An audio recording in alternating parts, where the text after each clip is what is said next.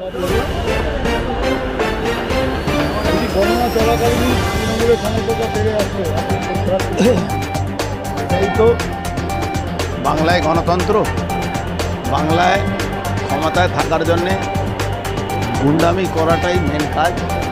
গুন্ডামি করুন, বাংলায় ক্ষমতায় থাকবেন, আর মানুষও তাদেরকে ভোট দিচ্ছে, এটা দেখে বোঝা যাচ্ছে।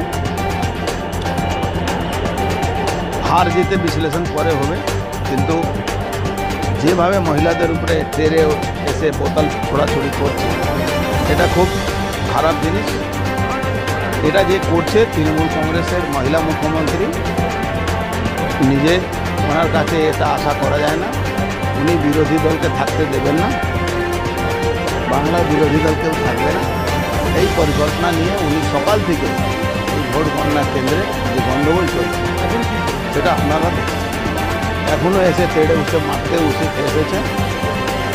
তারা বিজেপি মোর্চার সদস্যদেরকে, বিজেপি কর্মীদেরকে মারতে এসছে, মারামারি করছে, বোতল ছুটছে পুলিশের সঙ্গে।